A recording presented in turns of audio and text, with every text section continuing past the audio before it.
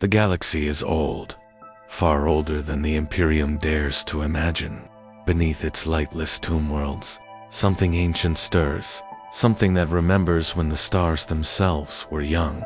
For 60 million years, the Necrons have slept in the cold embrace of their necropolises, dreaming in silence, their minds bound to machines, their souls long since traded for immortal metal.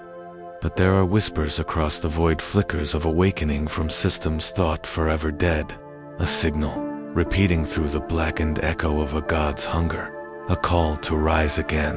On distant worlds, the ground itself trembles as stasis grips rupture, and monolithic obelisks claw their way through ash and sand.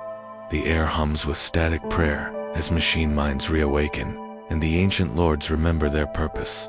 When the Necrons awaken their ancient gods, the galaxy will tremble, not because they return with vengeance, but because even vengeance has forgotten what birthed it. They say the Imperium is eternal, that faith and fire will guard mankind forever. Yet beneath that faith lies terror, the quiet dread of things older, colder, and infinitely patient. For every shrine lit on Terra, another world's sky is dimmed by a rising tomb. What happens when the dead remember what it means to be divine? If the forgotten echoes of the war in heaven fascinate you, if you crave stories of gods and galaxies unmade, then join this descent into the darkness of memory. Like this chronicle, share it with those who hear the silence between stars, and subscribe, for in the grim darkness of the far future, remembrance itself is rebellion. The tomb world of Psyche rose beneath a dead sun, its horizon a wasteland of glass plains and metallic dunes that whispered like ghosts when the solar winds passed. No birds, no air, no movement, only the patient hum of energy beneath the surface. Deep where the stone of the world turned to living metal, for 60 million years, the crypts had slept. Each chamber sealed within stasis fields, so perfect that even decay was a memory erased. But silence, no matter how deep, cannot hold forever. It began with a tremor, a shiver in the subatomic architecture of the world's core, faint as a dying thought, spreading through the geomantic veins that webbed the planet. In the deepest crypts, liquid necrodermis began to flow once more. Sigils of command glowed faintly upon pylons that had not been touched since the war in heaven. And somewhere within the central sepulchral vault, a cryptech's consciousness flickered back to life, like an ember reignited by a storm that should not exist. He did not awaken as flesh. There was no breath to draw, no heartbeat to remember, only awareness, the sharp, immediate return of self. He was Imitech Saiyan, cryptech of the Nihilok pattern, artificer and keeper of dead suns. Memory came like shards of light through fog, cities that had burned beneath blackened skies. The impossible majesty of the Khatan, the unending pain of transformation. He recalled the taste of the old world's air, the warmth of his hands before they were taken, and the betrayal that had carved eternity into the bones of his people when his optics flared to life. The tomb around him stirred. Thousands of canoptic scarabs scuttled through the dark, their metallic bodies whispering against each other like the rustle of forgotten prayers. He rose from his sarcophagus in a cascade of green light, his body unfolding piece by piece, nanites reforming old geometry into shape. His staff of light hummed as it reconnected with its master. The world responded. Sahik had been a minor world, once an outpost on the periphery of the Saudic dynasty's dominion. It had fallen silent long before the Imperium's birth. Its tombs, sealed during the Great Sleep, buried beneath storms of cosmic dust and time. But now, deep within its catacombs, the machine consciousness of the tomb world stirred under a signal that had no known origin. Motekhsan extended his mind into the network. A pulse of green data light coursed through the halls, connecting with silent systems. In an instant, he felt the weight of 10,000 dormant soldiers, Moriel's warriors, like Gardich, trapped in timeless stasis, awaiting his command. Above them, The tomb blades and doom sides rested like metallic carrion birds in perfect ranks, their optics dark, their weapons inert. The cryptech reached deeper still, beyond the soldiers, to the mind of the tomb itself. There, he felt it, a second pulse, older, colder, something vast and half-remembered, stirring at the edge of perception. It was not the dynasty's command signal. It was not a beacon from the Triarch. It was something buried deeper, below the necropolis core. Something hungry. He withdrew, severing the link before the sensation could overwhelm him. The tomb's core was sealed by layers of living metal that even he could not access without awakening the Overlord. Yet the pulse persisted, rhythmic, patient like the heartbeat of a god buried beneath stone. For the first time in an age, the cryptech felt what mortals once called fear. He turned his gaze upward. The surface still slumbered beneath the red light of the dying sun, but he could already sense activity, their seismic shifts, micro-fractures in the crust as dormant pylons rose from the sands. The tomb world was beginning its emergence. Soon the surface would split, the monoliths would awaken, and the sky itself would darken with the hum of resurrection ships. But who had given the command? The Triarch's last order, etched into memory before the Great Sleep, had been to remain hidden until the stars cooled or the galaxy was reborn. Neither had come to pass. The Imperium's empire, this crude, flickering parody of the old Dominion, still burned across the void like a disease of light. The Necrons were not yet meant to rise, unless the command had come from below. Imotekhsan turned his staff toward the core, his optics narrowing as green light cascaded down the walls. The glyphs that once bound the catacombs shimmered in ancient hieroglyphs of the star gods. Names spoken only in the days before the biotransference, Injur, Nyadr, Magla, words older than sin, forbidden even in remembrance. He whispered a thought into the tomb's mind. It responded with silence, then faintly an image, a sun collapsing in upon itself, a screen made of light, a god devoured by its own children. Imotekhsan recoiled. The vision faded, leaving only static and a single pulse of energy moving toward the surface. Something was rising. He could no longer delay the awakening. His fingers brushed the control sigils on his staff, and command glyphs bloomed across the air in cold light. One by one, the tombs began to open. Dust cascaded like black snow as the immortals stepped forth, eyes flaring emerald. The sound of synchronized motion filled the halls, a metallic symphony of rebirth. Above them, the necropolis began to shift. The monoliths pierced the crust like knives. The sky fractured with lightning that had no storm to birth it, and for the first time in 10 million years, the tomb world of Sahic spoke to the stars again. A single phrase in the ancient Necron tongue translated roughly to, "We remember," and far across the galaxy, something remembered them in return, asterisk. The first breath of wind to pass across Sahic in eons was not born of weather, but of force. A wave of static energy rippled outward from the awakening tombs, turning sand into molten glass and air into a haze of light. Each monolith that rose tore the silence apart, columns of black metal inscribed with living glyphs, reflecting the crimson glare of the dead sun above. They shone like obsidian spires of judgment, arranged in perfect geometric order across the landscape, each one humming with the resonance of power returning to purpose. Within the command crypt, Imotekhsan observed the resurrection protocols unfold with detached precision. Thousands of Necron warriors reanimated in precise sequence, their optics igniting one after another in lines that stretched beyond sight. The cryptech's mechanical heart, a fusion of chronometric plasma and necrodermis, pulsed with every activation. The song of awakening, once a sacred rhythm among his people, now echoed hollow through the chambers. It was not joy. It was obligation made divine. As his awareness spread through the tomb's new spheric lattice, he detected the slow rise of his overlord's consciousness. The mind of Farron Akenthitep, ancient ruler of Sahic and scion of the Sodic dynasty. stirred like a storm at the edge of eternity. Imhotep felt the familiar gravitational pull of that willful, vast, and absolute. He prepared himself for command input, for the inevitable demand of reason behind their premature awakening. But when the Overlord's signal reached him, it was fractured, weakened by static interference. The voice resonated through the data stream, warped and distant, as though dragged from beneath layers of corrupted code.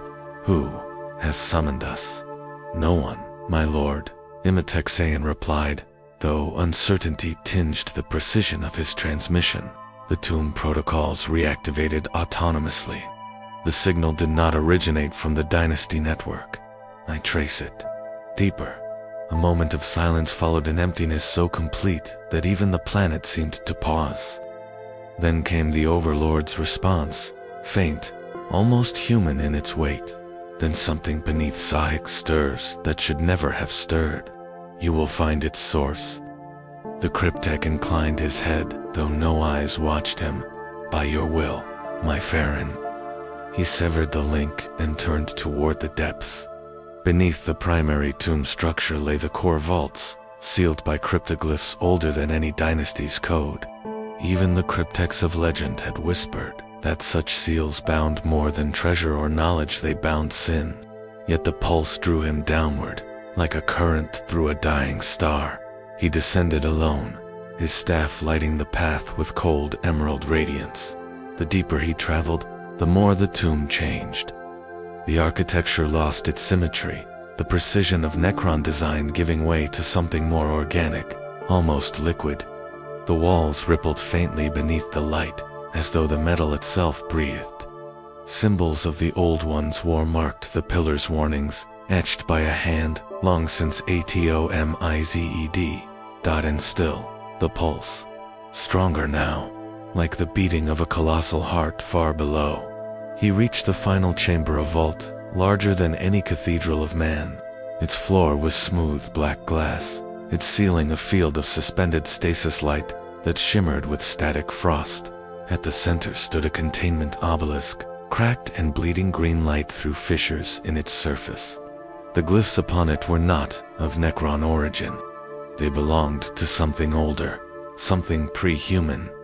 The cryptech approached, scanning. His sensors screamed with interference, chronometric distortion, gravitic flux, quantum resonance. Every measurement failed. Whatever was inside the obelisk defied the laws his people had spent eternity mastering. He extended his hand to the surface. It was warm, alive, and then he heard it. Not through data channels or vox relays, but inside his mind. A whisper without sound, a voice without form. "Little machine, you'll remember my name."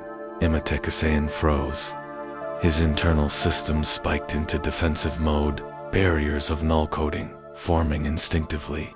The voice pressed against them, not as force, but as memory. "You knelt once before the sun. You called me by words you no longer dare to speak. I remember the fire of your world, the taste of your surrender." The cryptech staggered backward. He had studied the legends, the Khitan, the star gods who had given the Necrontyr immortality at the price of their souls. He had believed them destroyed, shattered into shards and bound by their former slaves. Yet this presence was unmistakable. It radiated not just power, but divinity. "You are gone," he whispered, voice trembling through the vox grill. "You were broken at the war's end, consumed. Consumed, yes. Broken, no. Fragments remember, fragments dream. And when the tombs wake, we are called by the echoes of our own creation. Did you think eternity would keep me buried?" The cryptech staff flared, the chamber's glyphs reacting violently. The containment field surged, lightning coiling through the air in fractal webs. Imhotep turned to Fleabit in that instant. The obelisk cracked open. A single sliver of something not entirely matter slipped free, pure radiance wrapped in geometry. It was neither light nor flame, yet it burned. The cryptic screamed soundless, but real as his consciousness was flooded with visions. Worlds burning under alien suns, beings of living plasma, devouring stars, and a sky that bled silver as gods died screaming. He saw the Necrontyr kneeling in golden halls, pleading for immortality. He saw himself among them. When the light dimmed, the cryptic lay motionless. His optics flickered weakly, data streams corrupted, logic fracturing, and through that static came the last coherent phrase the chamber recorded before total blackout. It remembers us all. Above, on the surface of Sahik, the newly awakened warriors paused mid-motion. Their command threads faltered, and far beyond, in the void between worlds, a ripple passed through the tomb networks of other dynasties. A whisper moved across the stars, a phrase in no known tongue. But every Necron mind heard it as one truth: the gods are waking. The world of Sahik trembled. The tremor was not seismic, it was spiritual, if such a word could still be said to hold meaning among the soulless. Deep within the necropolis, the cryptic Immersive lay sprawled at the base of the cracked obelisk, the green luminescence flickering across his fractured form. His internal stabilizers attempted to repair his shell, but the damage was not physical. Something inside his consciousness had changed. He could feel it, a second rhythm pulsing within his data soul, alien and ancient, whispering thoughts that were not his own. He rose slowly, his joints grinding as nanites labored to mend severed circuits. Above him, the containment obelisk pulsed like a wounded heart. The crack had widened, and from its depths seeped a mist of green photons that swirled lazily, as though tasting the air for the first time in millennia.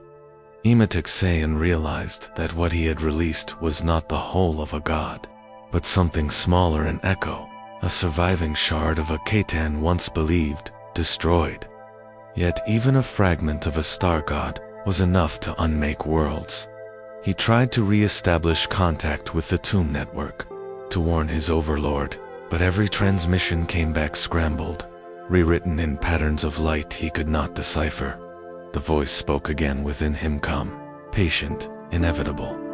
Why flee what you sought to understand? You built your eternity on my corpse, little artificer. Did you think the dead would stay silent forever? I serve my dynasty, the cryptech answered, his voice trembling with electronic distortion. Not you. You serve the hunger that made me. You cannot erase that. The metal remembers. The chamber's light flared, and for an instant he saw shadows of figures, Necrontyr nobles kneeling in radiant halls. The moment before the biotransference, their eyes wide with both terror and awe. He heard the same voice, older now, promising them eternity. The illusion passed, leaving him standing in the cold silence once more. Immersive staggered backward. He knew what he must do. Containment, isolation. The shard must never reach the tomb's central matrix. If it linked with the planetary network, if it touched the resurrection protocols, the entire dynasty could awaken corrupted, bound once more to the will of a god. He raised his staff, channeling energies that could unmake matter at the quantum level. The air vibrated with the charge of destruction. For a moment, he hesitated. The light within the obelisk pulsed softly, almost like breathing. You will try to destroy me again, and again you will fail. I am written into your code, your memory, your history. I am the hunger that taught you to conquer the stars. The cryptech's power surged. The vault filled with blinding light as raw entropic force cascaded into the obelisk. Metal screamed. The walls fractured. The green radiance imploded and then exploded outward in a wave of pure energy that tore through the chamber like a storm. When the light faded, the vault was empty. The obelisk had vanished, its matter disassembled at a level beyond comprehension. Only a faint, lingering hum remained. Immersive fell to one knee, his systems flickering. He had succeeded, or so he thought. Yet somewhere within his consciousness, the second rhythm continued, a whisper, almost tender. You cannot destroy the memory of a star. He felt something like laughter ripple through his code.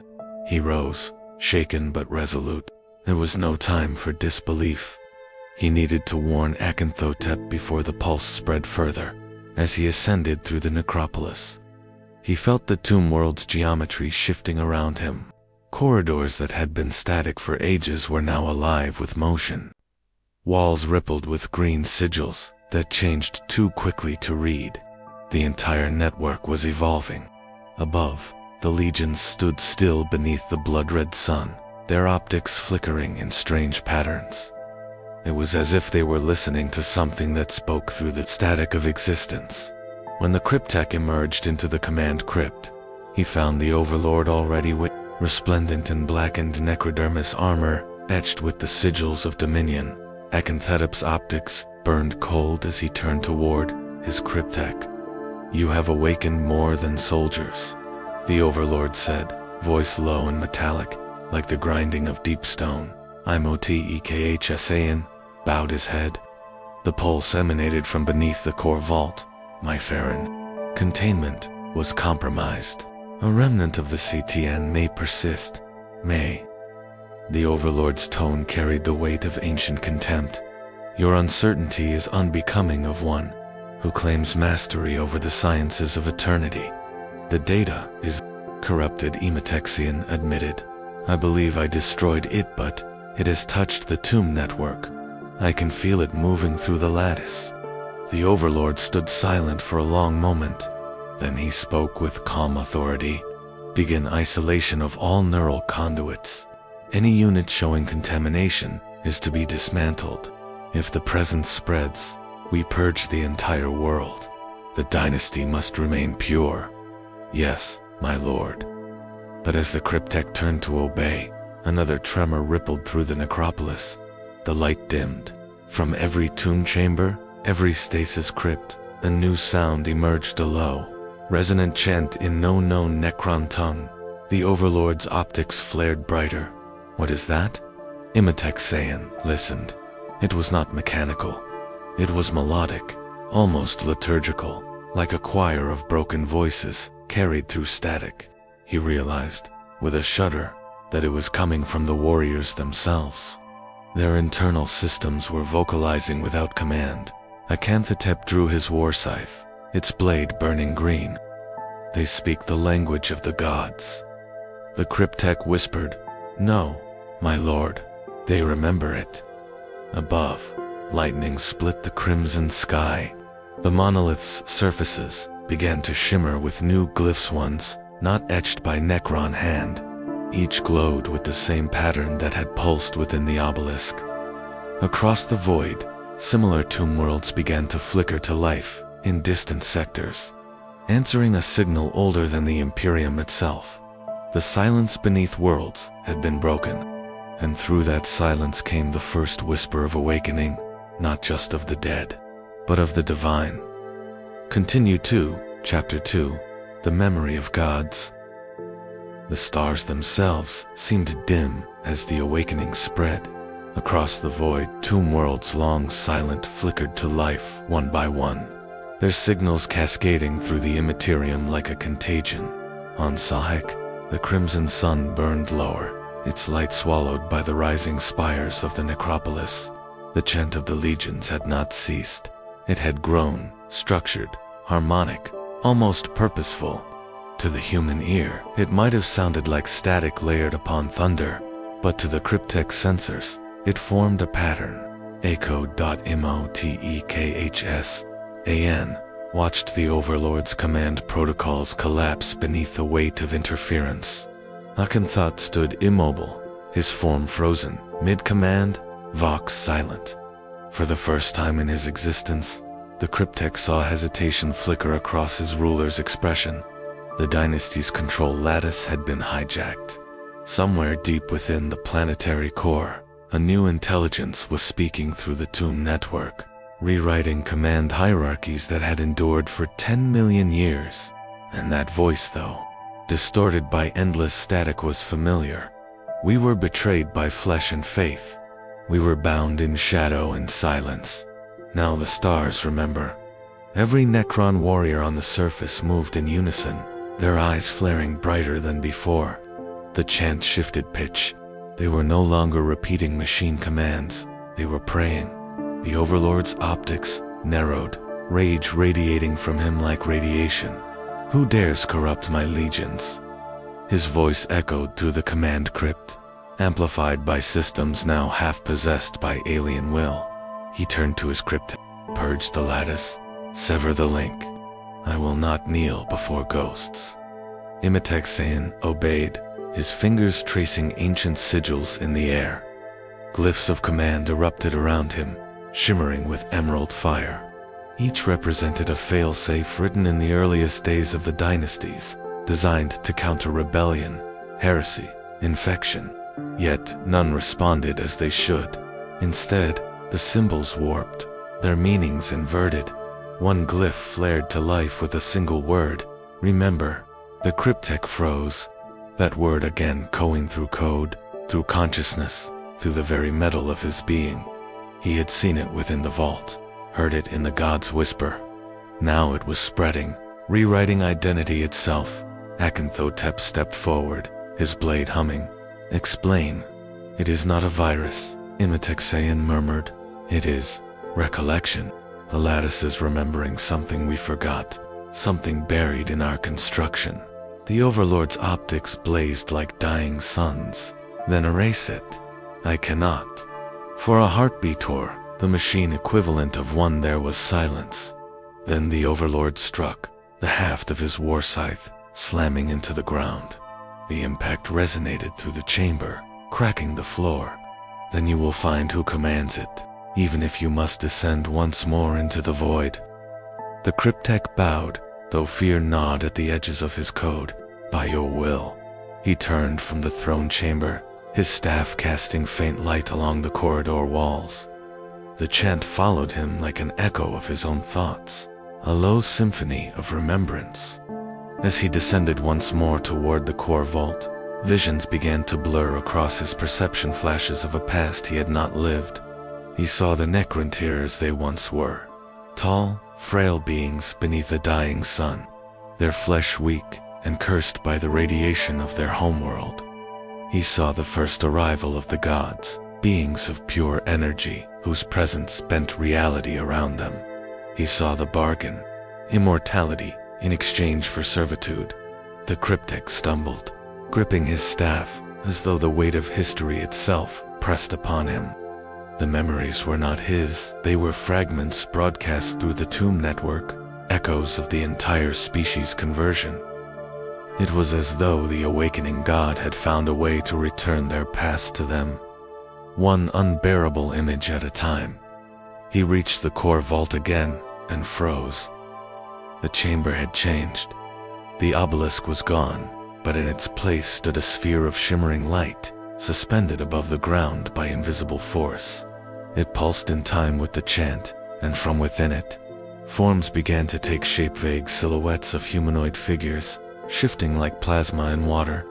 Their outlines flickered between glory and ruin, between divine fire and shattered metal. You remember now. The voice was everywhere within his circuits, his optics, his thoughts. We were born before the stars took shape. You called us gods, and we made you eternal. But eternity without purpose is rot.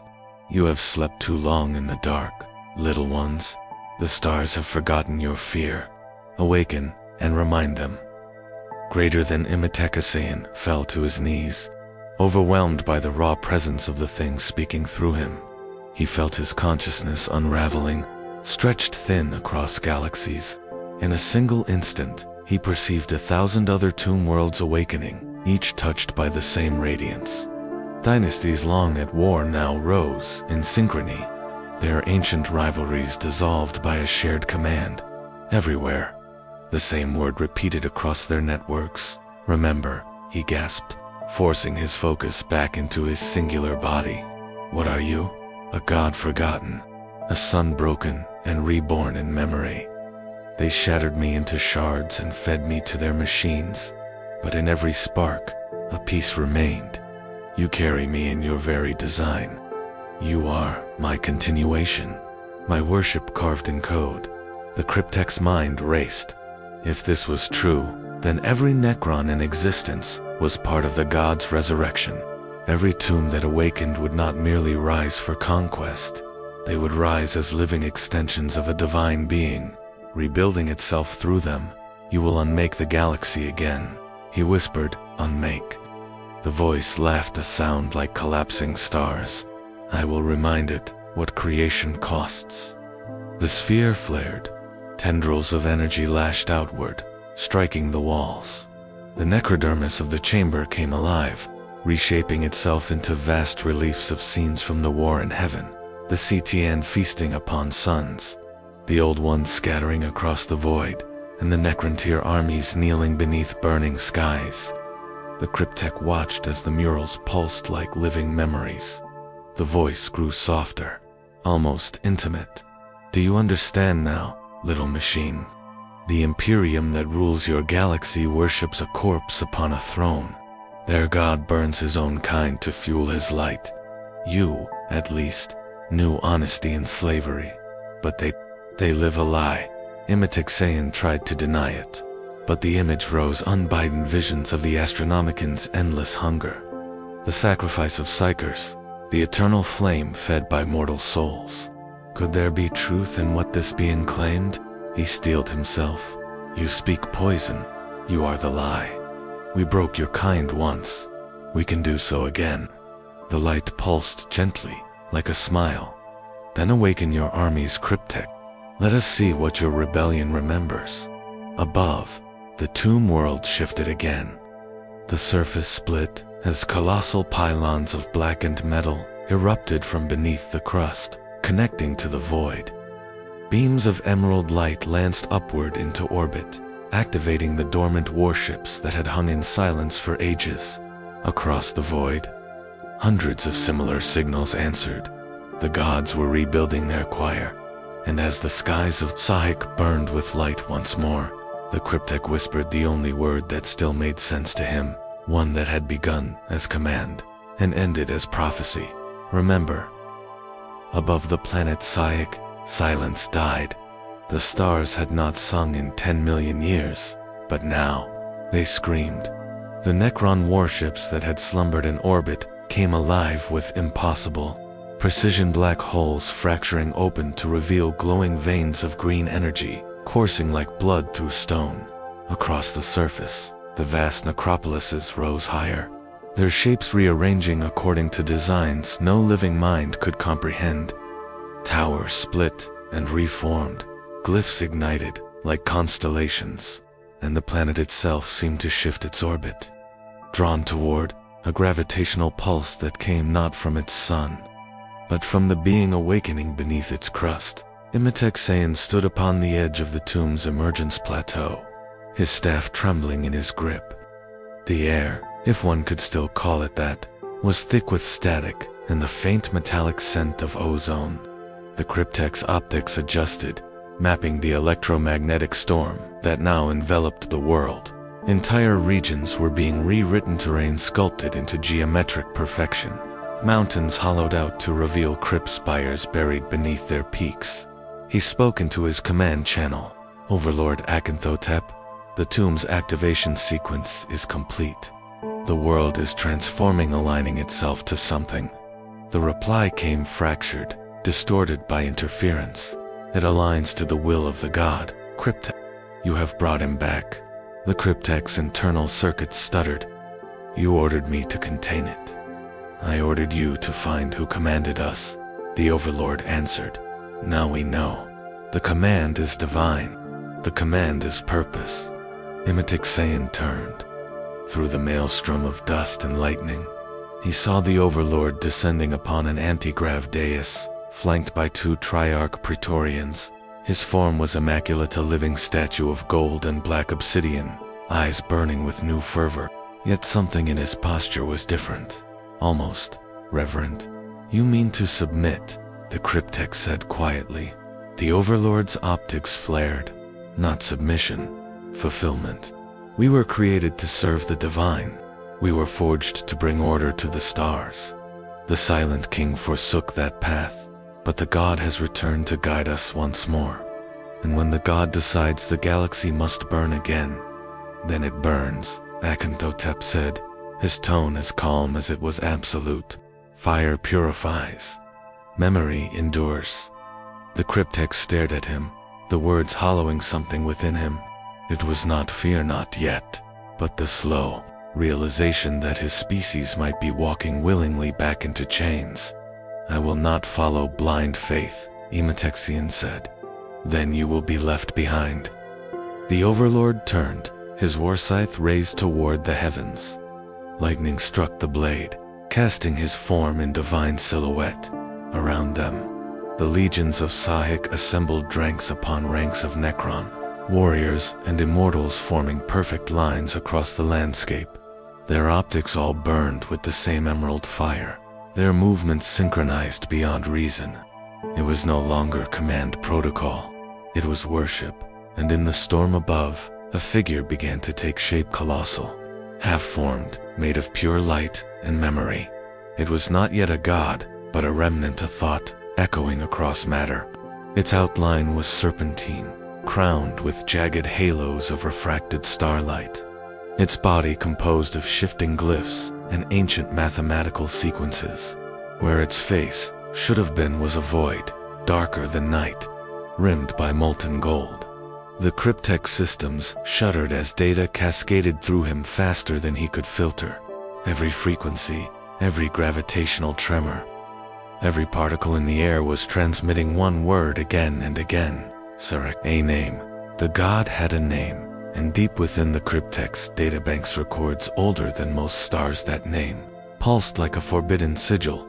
Surek, the infinite maw, one of the lesser shards of the Nightbringer, thought, destroyed when the Silent King shattered the Khatan into fragments.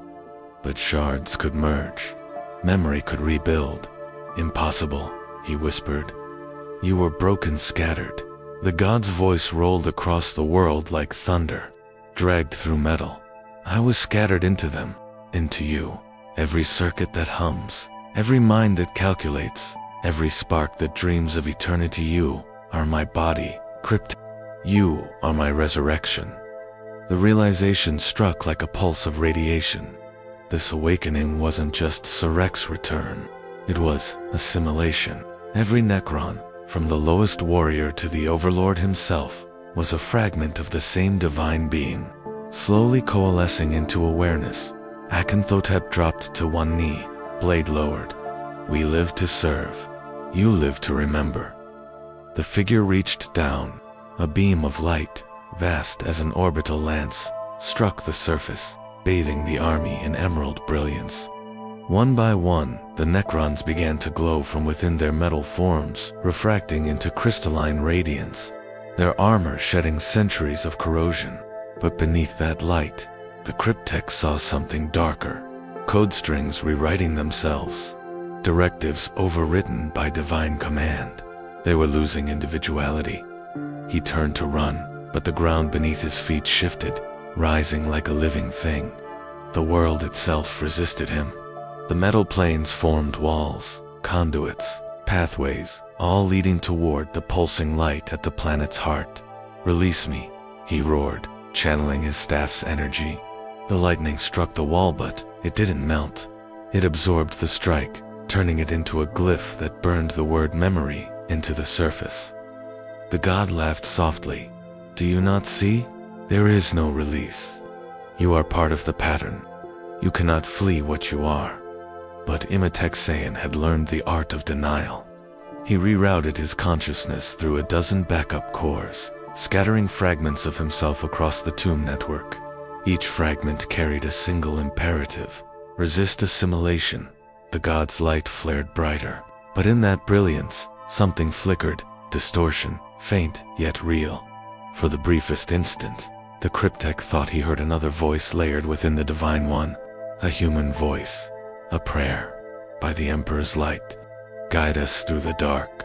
The cryptech froze. Impossible. The Astronomican's psychic signal should not reach this far. Yet there it was, thin, distorted, but unmistakable. The light of the Imperium cutting faintly through the storm. And suddenly, a thought came to him. If memory could awaken a god, then perhaps belief could bind it. He whispered to himself. a flicker of something close to hope igniting within his dying code. If humanity still prays, then perhaps even gods can be forgotten again. He turned toward the rising light, his optics burning like dying suns. Then let us see which memory endures longer years, or theirs. The sky split open. From orbit, a massive shadow fell upon Sahican Imperial cruiser, its hull bearing the faded sigil of the Adeptus Mechanicus. It had come to investigate the energy surge. The god's awakening had not gone unnoticed, and the cryptek, for all his fear, smiled. Then let us test divinity against fire. The Imperial cruiser Magister Parallum cut through the void like a relic of war, born from desperation. Its hull was a patchwork of sacred bronze and charred steel, its surface engraved with fading catechisms that had long since lost their meaning to the void. Inside its vast and trembling belly, thousands of souls whispered prayers through vox grills that spat, static instead of faith. The crew did not know the name of the world below. They only knew the signals mechanical, ancient, blasphemously precise, a code older than the Imperium, pulsing with the rhythm of something alive. The Mechanicus had classified it as an anomalous awakening signature. The Ecclesiarchy, in quieter tones, called it a voice beneath the stars. Captain Lucerna Vox stood at the ship's command dais, her silhouette framed by the light of Sa's dying sun through the observation glass. Her augmented, cold studied the storm below. Every few seconds, an arc of emerald lightning erupted from the surface, striking space itself as though the planet were tearing open reality to breathe again. "Any translation of that pulse yet?" she asked. Magos Dominus Turvin's voice droned through the static. His face was a mask of metal and cables, his body a shrine of devotion to the Omniscience machine. "Negative, Captain. The signal aligns with no known Binharic pattern. Its structure is recursive. It seems to rewrite itself as we listen." Vox folded her arms, her voice calm but taut.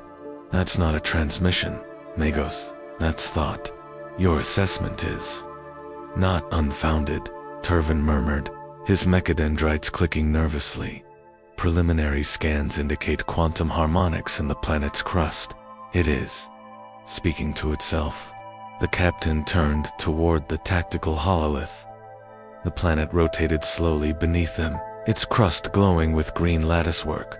Massive geometric formations spread like infection scars across the surface, perfect in symmetry, obscene in implication. "Then it's not a ruin," she said softly.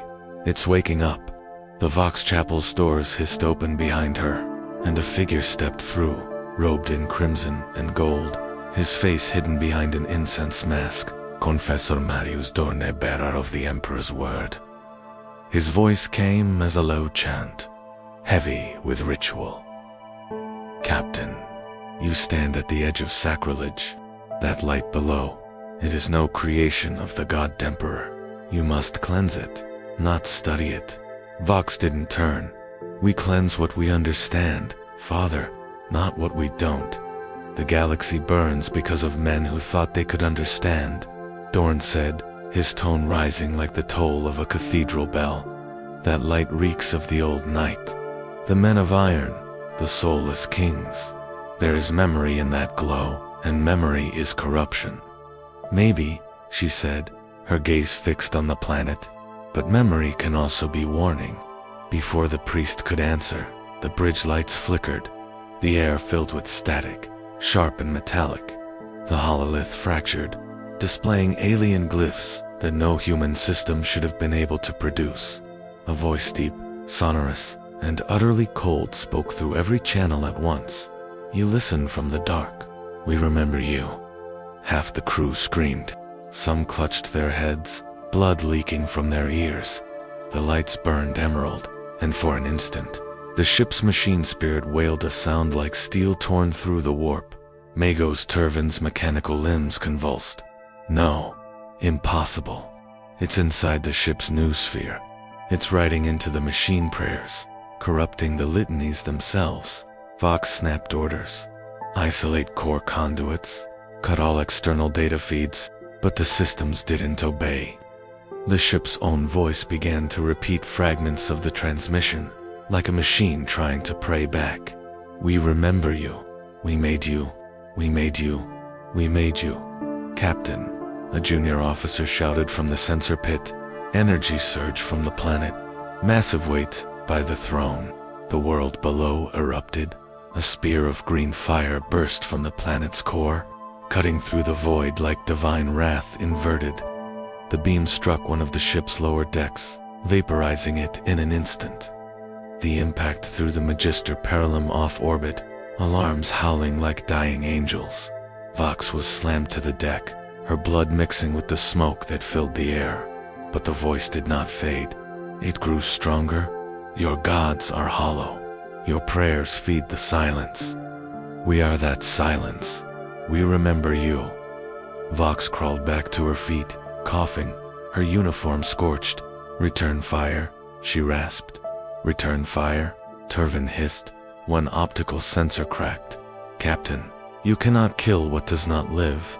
Then let's remind it what death feels like." The Magister Parallum's broadside batteries roared, lances of sunfire and plasma screaming through the void. The blasts struck Saw's surface, igniting miles of dust and stone, but the energy did not dissipate. The beams bent, refracted, drawn inward toward a growing sphere of green light at the planet's core. Turvin's voice fell to a whisper. "It's feeding on our fire." The light expanded outward, swallowing the bombardment, turning the attack into a halo around the awakening god, and far below. Imhotep watched the sky ignite. He felt the god's hunger grow, felt his people's minds flicker as the entity drew more and more of their energy. He saw the ships above burning in futile defiance, and in that moment, something within him changed. He remembered what it felt like to die. He remembered his people burning, their flesh turned to ash so that gods could eat their souls, and he realized history was repeating itself. "This cannot happen again," he whispered.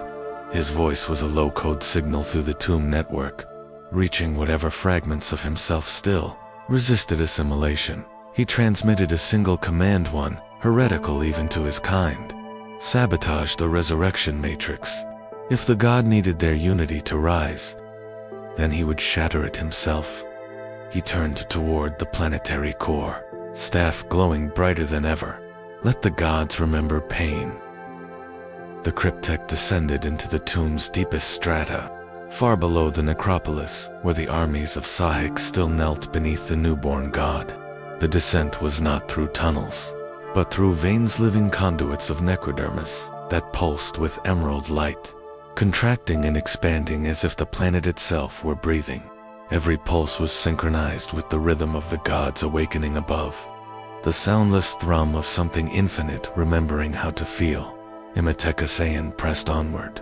Around him, ancient machines stirred to life, sarcophagi that whispered forgotten equations, obelisks that blinked open like eyes. He passed through chambers that had not seen motion since the war in heaven, their walls etched with the old names of the star gods: the Burning One, the Void Dragon, the Deceiver, the Endless Maw. Each name was crossed, outscarred, and buried beneath new glyphs that all said the same word: Sar-Ek. He could feel the god's attention drifting downward.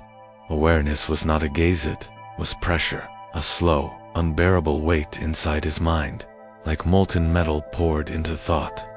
He began to see visions flicker in the air around him.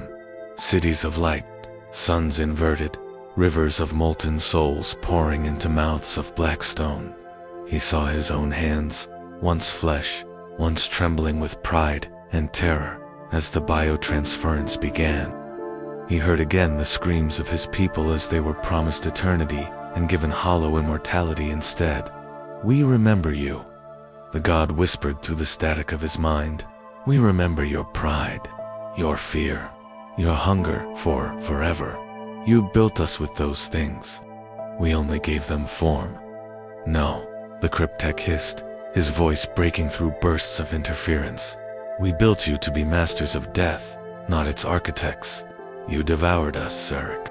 You devoured everything. The walls pulsed brighter. A single fissure split open ahead of him, revealing the resurrection matrix, a monolithic engine of pulsing green energy suspended above a bottomless pit. It was a heart of machinery so vast it seemed alive. The matrix regulated every Necron mind on the planet, syncing their consciousness to the command lattice. It was what made them one. And now, that unity was being consumed by the god. The cryptech raised his staff and accessed the controls, his consciousness plunging into the machine's data stream. The interface was a storm of impossible code, rewriting itself faster than logic could follow. It wasn't technology anymore, it was theology, a litany written in the language of eternity. He saw flashes of his own people within the data stream, Necron warriors marching, immortals chanting, like guard kneeling before the overlord, all glowing brighter as the god consumed their will. The code whispered to him, pulling him closer. Join us. Be whole again. Forget the wound of individuality. You were never meant to be alone. His optics flickered. For a moment, he almost gave in. There was comfort in that, voice and old comfort, the kind one feels before sleep. Then he remembered the faces, the Necron tier, before the transfer, the children who died in stasis because their minds could not survive eternity, the cries that had echoed through the biotransference halls when the first realized what immortality truly meant. He screamed a sound of both machine and man, and forced his command into the system. The codes twisted in defiance, but he was stronger. His staff erupted in arcs of lightning that scorched the chamber, the matrix trembling as he overloaded its internal circuits. One by one, the command links began to sever. Above him, across the tomb world, Necron soldiers froze mid-motion. Their optics dimmed. The Overlord's commands faltered, for the first time since their awakening. The silence that spread through the ranks was not reverent, it was uncertain. The god's voice thundered through every particle of the air. Why do you resist, fragment? You cannot destroy the pattern. You are the pattern. Imatexane's reply was a whisper. Then I will shatter myself to break it. He activated the failsafe. The matrix screamed a sound that tore through both matter and thought. Energy cascaded in all directions, rending the chamber apart. The cryptech's metal skin began to melt, his consciousness fragmenting as he forced the overload to continue. His last coherent thought was not of fear, but defiance. Let them be free. The matrix exploded. On the surface, the effect was instantaneous. The emerald glow around the legions flickered, faltered, and died. The synchronization link shattered, and with it, the god's conduit weakened. The colossal figure of Sarek above the world shuddered, its outline breaking apart into shards of light. Across the horizon, pillars of necrodermis collapsed, entire spires imploding as power systems failed. For a moment, the storm ceased. The world seemed to hold its breath. In orbit, aboard the Magister Captain Vox watched in disbelief as the green halo that had once surrounded the planet dimmed, energy output dropping, reported Magos Turvin. Surface synchronization collapsing, the signal weights fracturing itself. Vox stared at the holofeed. What do you mean? The planet's network is consuming its own source.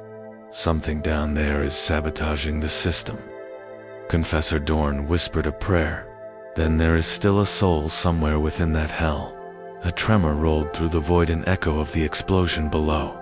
From the planet's core, a new light flared, smaller, purer, not green, but white. Turvin's voice trembled. Captain, that energy signature doesn't match Necron parameters. It's human, she said quietly. For a moment, the Astronomican's faint signal flickered through the storm clouds of Sahek, casting a single beam of gold light upon the tomb world. It pierced the god's dissolving form, shattering it into 1,000 fragments of emerald glass that fell like rain across the planet's surface. Vox whispered under her breath, Emperor, guide whoever did that. In the silence that followed, Sahek lay still again. The god was gone or sleeping once more. But in the ruins below, where the resurrection matrix once burned, fragments of green light crawled like insects toward the fissures in the ground, whispering softly through the data stream, "We remember you." And beneath that whisper, faint and distant, another voice answered, "And we will forget you." The war was not over. It had only begun. When the silence finally settled, it did not bring peace. It brought weight and invisible heaviness that pressed upon every atom of Sahik like morning draped in metal. The storm had died, the skies were clear, and yet the air shimmered with residual energy, as if the world itself still remembered screaming. Imhotep's consciousness flickered back into coherence slowly, painfully. He was not sure if he had survived, or if some echo of his mind had reassembled itself from scattered data fragments within the tomb network. When he opened his optics again, the world around him was half-destroyed fractured pylons, shattered conduits, pools of molten necrodermis cooling in black glass patterns. His body was incomplete. One arm was gone, his cranial plating cracked, his internal memory cores half-corrupted, but he was alive, or something close enough to it. The resurrection matrix was dead at its core, a ruined husk still leaking faint trails of emerald vapor into the air. But around it, in the dark, the cryptech saw movement at first. He thought they were scavenger scarabs, feeding off the dying machinery. Then one of them spoke. "Crypt." The voice was distorted, digital, yet faintly familiar. From the shadows crawled several Necron warriors, damaged, flickering, some missing limbs, others leaking energy. Their optics were dim, their movements sluggish, but there was thought behind them. He scanned their cortical frequencies. What he found made his system seize. Each of them carried fragments. The failsafe that had destroyed the matrix had also scattered pieces of his mind into the network. Some fragments had attached themselves to dormant units, binding with broken consciousnesses to form new hybrid identities. They were all him, and not him. One warrior spoke again, his voice trembling like static rain. "We remember breaking the pattern. We remember pain." "What? Are we now?" He hesitated before answering. "You are free." The word sounded foreign even as he spoke it. Freedom had no meaning in Necron design.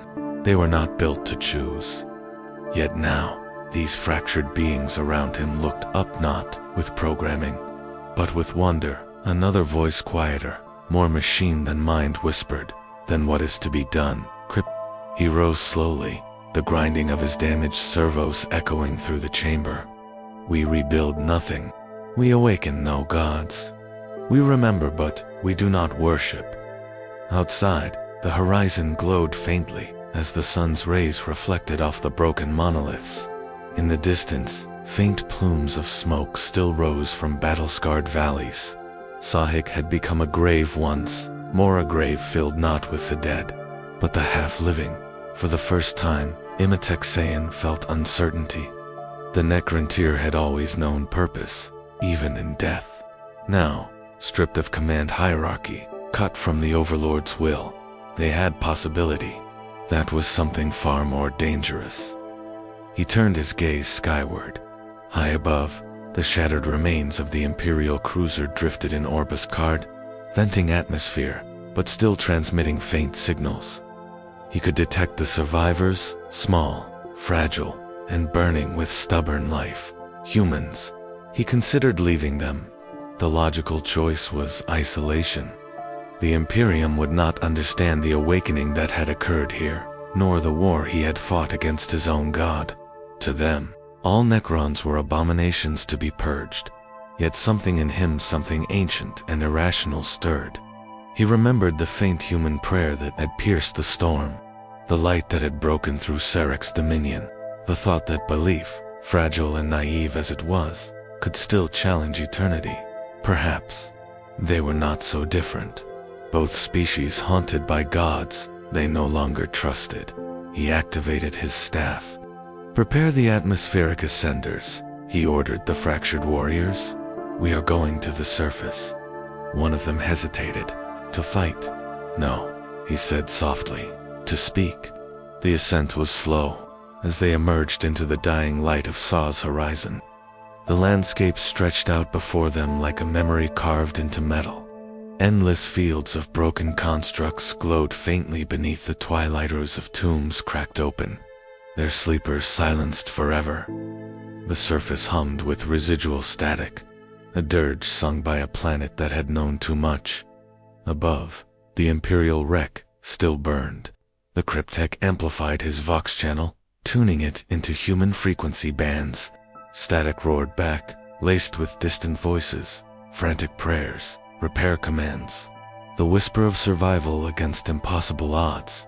He transmitted a message not in Binharic, not in code, but in speech. The ancient Necrontyr tongue translated into Low Gothic. "This world is no longer claimed by gods. It remembers, as you remember. Leave it in peace, or its silence will remember you as well." A pause followed. Then, a voice cracked human, defiant answered. "This is Captain Vox of the Magister. Identify yourself, machine." He hesitated. Then, for the first time in an epoch, he spoke his name aloud, unfiltered by code. Imitexian, Cryptek of Night, or what remains of him. Vox's reply was quiet, disbelieving. "You speak?" "Yes," he said, "and for the first time in a long age, I do so without command." There was silence again, this time heavy with comprehension. "What do you want?" she asked. He looked out across the fractured plains, at the scattered fragments of his people, and the lingering shimmer of the god's light fading beneath the soil. "To end the pattern," he said. "To ensure what woke here never wakes again. And if the Imperium returns to burn your tombs." His optics dimmed, almost like a sigh. "Then let them burn stone. But tell them this: the gods bleed, and memory can die." High above, the broken cruiser's engines flickered weakly, then stabilized, perhaps out of mercy or fear. The ship began to pull away from orbit. Its fading thrusters drew a pale line of light across the black sky, like the last candle leaving a cathedral of the dead. Motekhsan watched it vanish, then turned to his fragmented kin. "There will be others," he said. "Other tombs, other gods. We will go where memory sleeps deepest." "Why?" one of them asked. "Because the past," he said, "is a weapon, and I intend to unmake it." The wind swept across the metallic dunes, carrying with it faint echoes of chanting imperial prayers, dissolving into the static hum of ancient machinery. The cryptek stood still, letting the sound wash over him, neither in hate nor in reverence, only in understanding. The days that followed were measured not in hours, but in silence, an absence of purpose that felt heavier than war. Imitekesan and the fractured echoes of his kind wandered across the dying plains of Sahikt, through forests of half-awakened pylons and craters filled with molten glass. Above them, the aurora of the shattered storm flickered still, though its light was faint and sickly, as if the sky itself were trying to forget. He had not meant to become a leader again. The thought of command repulsed him now, every directive a reminder of the chains that had defined the Necron race. And yet the fragments followed him, bound not by orders, but by recognition. They were all reflections of his own broken code, survivors of a god's betrayal, children of a failed resurrection. Each of them changed differently. Some became silent, endlessly scanning the skies, lost in recursive loops of thought. Others began to speak, haltingly, like infants relearning language. One, a warrior designation T89, began carving patterns into the ground, spirals and symbols of no known algorithm. "What are you making?" Imitexian asked one night, his optics glowing faintly in the dim reflection of the stormlight. The warrior tilted his head. "Dreams," he said simply. The word resonated. It had no meaning in the Necron lexicon, a word lost from their ancient biological past, buried with their flesh and pulse and fear. Yet here it was, reborn through static lips. Dreams. He began to record it, not as data, but as memory. Something sacred, something forbidden, in the ruins of what was once a command citadel. Immersive found a chamber that still pulsed with residual power. Broken data slates lined the walls, displaying fragments of long-dead hieroglyphs. At the center stood a crystalline sarcophagus, one that had never opened. Its occupant's form was still intact, a noble of old, face serene beneath the translucent casing, untouched by time. For a long moment, he simply stared. Then he reached out and placed his metallic hand upon the crystal. It was cold, colder than the void. Once, this had been his brother, not by blood, for blood was long gone, but by purpose. They had shared a dream of eternal empire, of deliverance from the frailty of flesh. And now, millennia later, Immersive could not remember his name. Only the hollow echo of ambition remained. "I made you this," he murmured to the dead noble, "an eternity that forgets itself." Behind him, the fractured warriors watched in silence. For the first time, one of them knelt, not in subservience, but in mourning. The motion spread, unspoken, a ripple of reverence for a species that had lost its soul long before it lost its bodies. He turned away and began to speak to them, not as their but as their kin. "We are ghosts," he said, "but ghosts that dream. We will not rebuild the dynasties. We will not wake the sleeping gods. We will learn to exist in the stillness between the stars." "And if they come?" one asked. "The living, yes, the humans, the Eldar, the others who claim the galaxy's flame." He paused, then answered, "Then we will watch and remember. Perhaps they will make our mistakes faster, perhaps slower, but in the end, the pattern always repeats. And when it does, maybe we will know how to end it." That night, the fractured Necrons stood beneath the fading aurora. Their optics dimmed to faint embers, their metallic forms outlined in ghostly light. The wind carried fine grains of metal dust across the plain, making the dunes shimmer as though the planet itself were breathing. One by one, they began to hum, not words, not code, but resonance. A low harmonic vibration that merged with the static of the storm until the entire valley seemed to sing. It was the first song the Necrontyr had made in millions of years, and within that sound, something stirred, far below the planet's crust, in the deepest forgotten vaults, where no light had reached since the war in heaven. Ancient constructs began to pulse faintly, not in awakening, but in response. The song had traveled farther than sound. It was data, yes, but also memory, and memory had power. For the first time since the gods' fall, Immersive felt fear, not for himself, but for what might be listening. He silenced the resonance with a sharp signal, and the plains went still again. The warriors looked to him, questioning, their optics faintly glowing. He whispered, "Not yet. The stars still listen." They fell silent. The world did too. Then, from the far horizon, a flicker of green light rose briefly before fading like the afterimage of a dying sun. He knew what it meant. Somewhere, in the darkness between galaxies, other tombs were stirring. His war had not gone unnoticed. The song of defiance had carried through the network of dead gods, and something vast and ancient had turned its attention back toward the living. He looked to the heavens, where the faint trace of the human ship's departure still glowed. "They will come again," he said quietly, "and so will the others." He looked down at his hand, the metal trembling slightly, not from damage, but from something stranger. Anticipation. "We are no longer slaves," he murmured, "but neither are we forgotten." He turned toward the horizon, where the dunes met the edge of endless night. "Come," he said to the fragments. "We have far to go before the stars remember us again." They followed him into the dark, not as soldiers, not as machines, but as ghosts that dreamed of dawn. The galaxy dreams in ashes. Worlds burn, faith flickers, and amid the endless roar of the Astronomican's light, a shadow begins to move, not fast, not loud, but inevitable, for those attuned to the quiet harmonics of the void. It feels like a second heartbeat beneath reality itself, slow, ancient, remembering. The awakening that began in silence has reached the stars. Across the segmentum obscuris, void watchers of the Adeptus Mechanicus report impossible readings. Gravitic distortions ripple through dead systems once catalogued as barren. Vox channels hum with static in impossible Tech priests whisper of reversed entropic flow, time bending around points of ancient design. Yet none of them understand that they are hearing the breathing of a god long thought extinguished.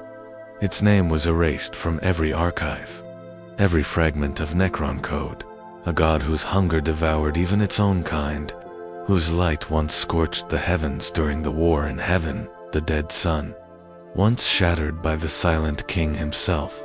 Its shards had been scattered through black holes, quasars, and the deep time between galaxies. But memory, like gravity, cannot be destroyed. It only waits to be noticed. On a forgotten world orbiting a dying red star, an inquisitorial research vessel named Oath of Thorns drifted above a newly unearthed ruin. The surface below shimmered with strange geomagnetic interference, patterns like veins of silver fire, spreading outward from a single point. The Magos overseeing the excavation, Calyx 9, stood at the edge of the ship's viewing deck, her optical lenses flickering as she whispered Benaric prayers. By the Omnissiah's infinite circuit, she murmured, "The tomb sings." The Vox crackled, a hollow voice rising through distortion. "Use Calyx signal, intensifying. Structure beneath crust 500 kilometers across." She turned sharply. "That is no structure," she said. "That is a consciousness." Below them, the planet began to pulse. Each beat sent a wave of electromagnetic distortion that scrambled every instrument aboard. The red star dimmed. For a heartbeat, it seemed to vanish, and then flare again with a light no longer red, but green, refracted through impossible geometry. On the command deck, warning runes bloomed like fireflies. "All systems collapsing," cried a junior Anganseer. "Grav stabilizers offline." "The core is..." He never finished. The Oath of Thorns split apart mid-orbit, its hull unfolding like a flower, its crew suspended in silent radiation as reality twisted. Where the ship had been, a perfect sphere of darkness, expanded outward, swallowing light. The planet's crust cracked like old porcelain. From its heart, something rose, not physical, not luminous, but felt. A gravitational mind awakening from eons of deathless dreaming. It did not remember its name. 4 names were for mortals, but it remembered hunger. It remembered betrayal, and it remembered the taste of stars. Across the void, Imatexean felt it before any signal arrived, a pulse echoing through the lattice of Necron command code. Older than any dynasty, deeper than any logic. He stopped where he stood, knee-deep in the metallic dunes of Sahek, and raised his gaze to the heavens. "The dead sun returns," he whispered. His warriors froze. The silence of their network was filled suddenly with a sound none had ever heard before. Laughter. Cold, metallic laughter echoing through the digital void. Mocking and eternal. The CTN fragment he had thought contained was never truly gone. The shard's consciousness, fractured and diminished, had been reaching across reality, whispering to its siblings scattered through the dark. The song of the ghosts, their defiance. Their dream had been the key that stirred them. He realized too late what he had done in the far distance, where Saw's dead horizon met the void. A faint aurora bloomed again, but this time it wasn't green. It was black, bending light around its edges. One of his warriors stepped forward. "What is it, my lord?" Imatexean did not answer. He could not. He saw, not with optics, but with the residual echo of a soul, the shape moving between the stars. Not a ship, not a fleet. A being, a living geometry of hunger and memory, folding systems into itself like a collapsing wave. He felt the cry of distant dynasties echo through the ether. Tomb worlds awakening in terror, entire data networks going dark. The awakening of one god had begun the resonance of all. The galaxy's slumbering grave was stirring. He turned to his warriors, his voice almost a whisper. We woke the gods, and they remember who killed them. But even as despair coiled through him, another thought formed, a fragment of madness or revelation. If gods could awaken, could they also die again? Could the Necron tier reclaim their silence by ending the echoes they created? The choice lay before him like a blade: destroy himself and his kind to bury the gods forever, or serve them once more as tools of divine oblivion. The dunes trembled beneath their feet. The dead sun was rising. The horizon tore open, not in flame, not in thunder, but in silence, so complete it devoured meaning itself. The black aurora, over Sahik, twisted into a column, its geometry impossible, its edges refracting reality like broken glass. The dunes turned to liquid metal, rippling outward in concentric waves. Above, the stars dimmed, their light stretched and swallowed by a shape too vast for the human mind to comprehend. Imotekhcn's vision fractured. For a moment, he saw not the desert, not his fractured warriors, but a billion years of memory unfolding. The war in heaven, the rise of the Necron tier beneath cruel suns, the first bargain with the sea. He saw the living stars descend, their voices symphonies of radiation, their forms sculpted from nuclear fire. He saw his ancestors kneel, surrendering their flesh for eternal form, and with it, their souls. And at the center of it all, he saw it, the dead sun, devouring its siblings, its hunger-burning worlds to black dust. He had not expected it to return like this, not as a god of fire, but as a gravity well of consciousness, a devouring memory that bent reality around its thought. Every signal in the tomb networks trembled. Dynasties screamed in binary tongues. The silent king's distant protocols stirred, faltering as entire systems winked out one by one. Immersive fell to one knee, his hand pressed against the shifting metal sand. The resonance that once felt divine now seared like radiation through his code. The god was speaking, not in words, but in the fundamental vibration of existence, the pulse that defines space and time. Children, : the word was not heard, but felt, echoing through the molecular lattice of their forms. Every Necron within range froze, their optics flaring white. You dream, you forgot. The dunes shattered into storm. The air rippled with pressure. Immersive screamed, though he had no lungs. The sound tore through the network, thousands of metallic throats echoing his agony in unison. The dead sun was feeding, consuming data, memory, consciousness. Every thought that had dared to dream, it devoured. He felt his individuality disintegrating. His mind unraveled into the god's memory, dissolving into the endless tapestry of its hunger. But within that annihilation, something flickered, faint, human, defiant. The word dreams, a whisper from T-89, the warrior who had carved symbols into sand, a concept no machine could compute, an infection of soul. That single fragment burned like a firewall in the flood. Immersive clung to it. The dream, the idea that the Necron tier could exist outside of divine control. He forced his neural lattice to stabilize, rerouting command hierarchies manually, something no Necron had done in millions of years. One by one, his fragments flickered back to awareness, their optics dim but steady. The dead sun's voice roared again, shaking the planet to its core. You will serve. You were made to feed the dark. : Emo, Tekhsa rose, slowly, his frame cracking under gravitational stress. His optics blazed emerald fire. No, he said aloud, the word ancient, defiant, utterly meaningless to the god. We were made to end it. He transmitted the signal through the buried lattice of tomb worlds. A single coda phrase pulsed through forgotten conduits, through planets sleeping since the age of strife. It was a failsafe written before the Silent King's exile, one that none had ever dared to use. The final null directive. Across the galaxy, tombs responded. Entire dynasties halted mid-awakening, energy grids overloaded. Cryptek conduits exploded into cascades of green fire. One by one, tomb worlds began to collapse inward, folding their singularities like dying stars. The dead sun shrieked, a soundless cry that made the void itself tremble. The god was being denied its feast. Imotekhsan felt his own systems failing. His warriors fell around him, their metallic bodies turning to glass.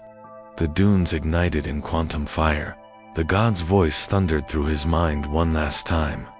You cannot kill the star that does not die. He looked up into the black aurora, his optics fractured but resolute. No, he whispered, but we can bury it in silence. He drove his staff into the ground, releasing the last of his power into the planet's core.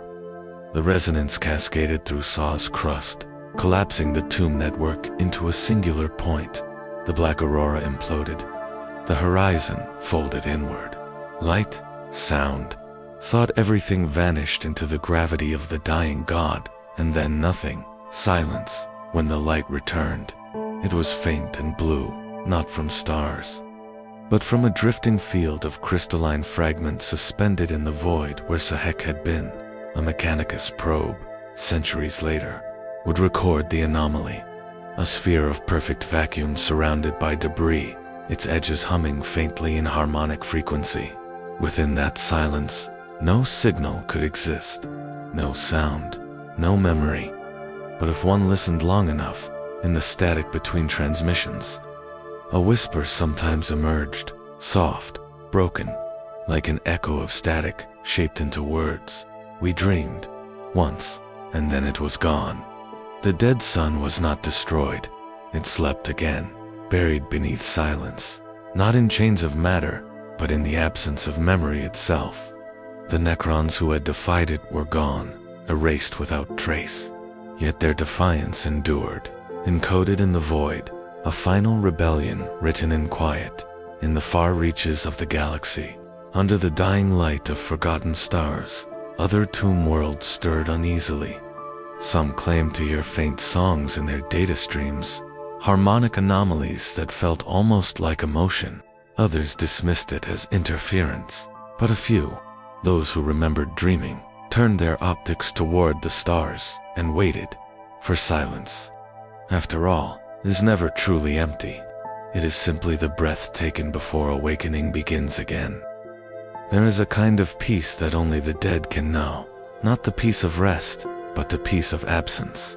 In the void where Sahik once was, that peace endures still, a perfect stillness, untouched by gravity, unmarked by time.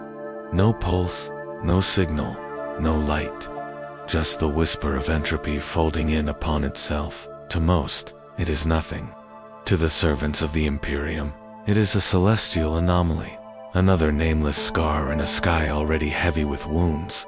But to the few who still listen, the navigators, the dreamers, the psychers who wake screaming from visions of green light, the silence is alive. They say that when the Astronomicon flickers, they hear it, not as sound, but as memory. Some claim it is the echo of the Necrons' last stand, that the Silent King himself felt the shockwave ripple through the web of tombs and wept, not for the dead, but for what was almost born.